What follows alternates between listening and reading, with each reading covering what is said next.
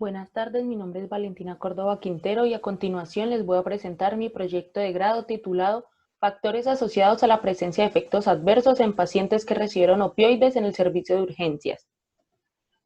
Este proyecto estuvo dirigido y supervisado por mi tutora Juanita Marcela Recalde Miranda y cotutora Carolina Aguayo Girón. Esta presentación se va a llevar en el siguiente orden: introducción, metodología, análisis de resultados, conclusiones y por último, referencias.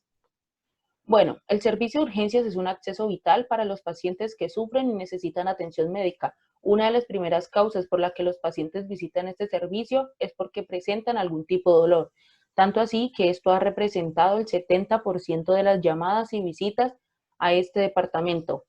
Pero, ¿cómo se maneja el dolor en urgencias? Dado que este servicio es tan concurrido, la valoración del dolor debe ser rápida y eficaz, por lo que se tienen escalas unidimensionales que evalúen el dolor por su intensidad. La más conocida y utilizada es la escala visual análoga EVA, que va de 0 a 10, donde 0 representa ausencia absoluta del dolor y 10 el peor dolor imaginable. De acuerdo a esto, se procede con el tratamiento que se basa en la escala analgésica de la OMS, que consta de 3 escalones. En el primer escalón está para la conducta del dolor leve y este dolor va de 1 a 3 en la escala EVA y aquí se administran analgésicos comunes como el acetaminofén y los AINES. En el segundo escalón, que corresponde al dolor moderado, se administran opioides débiles como la codeína o tramadol y su rango es de 4 a 6. Y por último se tiene el tercer escalón que corresponde a dolor severo. En este se administran opioides fuertes como la morfina, la oxicodona o el pentanilo. En la medicina de emergencias se tiene un ascensor analgésico que permite, según la escala del dolor del paciente, empezar en el primer escalón, segundo o incluso en el tercero. Todo depende de la escala del dolor EVA que presenta el paciente al llegar a urgencias. Como literatura científica, aquí quise plasmar un respaldo científico y también estudios para realizar posibles comparaciones con el proyecto de grado realizado. Este trabajo del 2003, llamado Efectos secundarios de los opioides durante la administración a corto plazo, efecto de la edad, el sexo y la raza, se estudiaron 8.855 sujetos blancos o negros de 16 años o más. Los pacientes recibieron meperidina, morfina o fentanilo como parte de su tratamiento. Se encontró que el riesgo de depresión respiratoria aumenta con la edad. Los mayores de 80 años tenían 8,7 veces más riesgo que los de 16 a 45 años. También que los hombres presentaban menos náuseas y vómitos que las mujeres. Y por último, que la meperidina produce menos náusea, vómito y depresión respiratoria que la morfina. Como la metodología de este estudio está compuesta por el diseño del estudio, criterios de selección, variables de estudio, recolección de datos y análisis de datos. El diseño del estudio fue de corte retrospectivo a través de la revisión de historias clínicas en pacientes que ingresaron al servicio de urgencias de julio a diciembre del 2019. Como criterios de selección se tienen los de inclusión y los de exclusión. En los criterios de inclusión es ser mayor de 18 años, haber ingresado en el periodo estudiado, administración de opioide para el dolor y la estancia en la clínica mayor a un día. Y los criterios de exclusión, pacientes sin registro de EVA y pacientes bajo sedación. En cuanto a las variables de estudio, se tienen las variables dependientes, como los efectos adversos, y las variables independientes que corresponden al sexo, edad, índice de masa corporal, origen del dolor, tipo de opioide, dosis, días de tratamiento e interacción medicamentosa.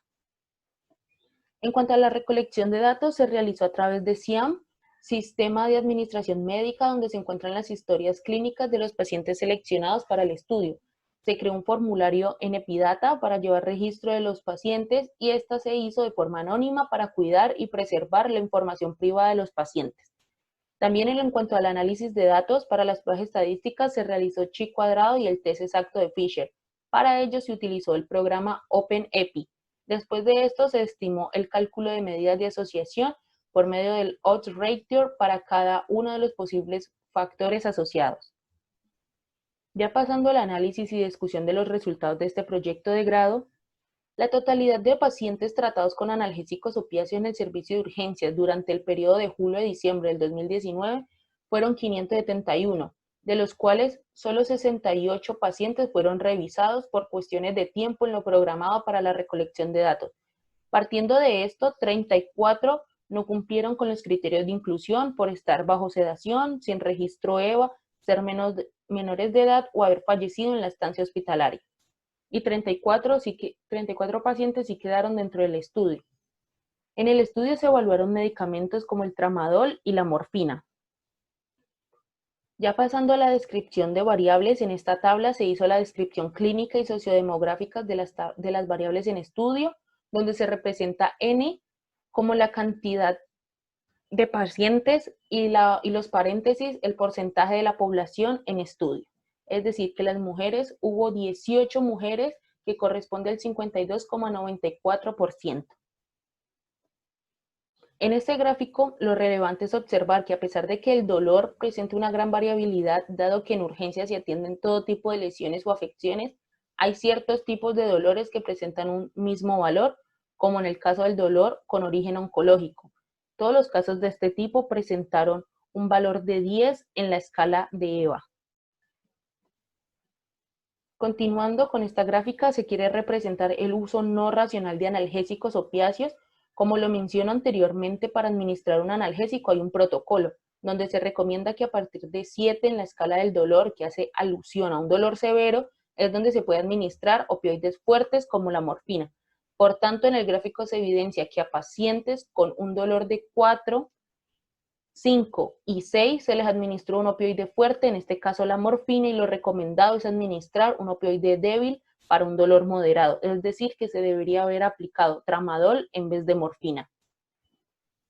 Tanto la morfina como el tramadol presentan efectos adversos, sin embargo, en el estudio solo se pudieron evaluar los de la morfina, por lo que en este gráfico se representa el efecto adverso con mayor significancia, el cual fue los gastrointestinales compuesto por émesis y náuseas, estando presente en más del 20% de los pacientes.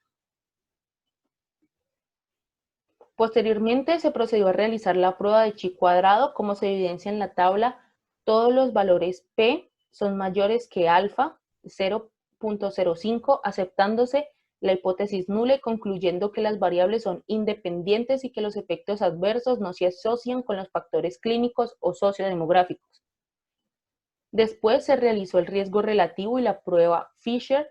Con respecto al riesgo relativo, los datos no son clínicamente significativos, ya que los valores están cercanos a 1, como pueden ver aquí, indicando que la probabilidad de que el riesgo ocurra en el evento o desenlace de interés es idéntico en el grupo A y en el grupo B.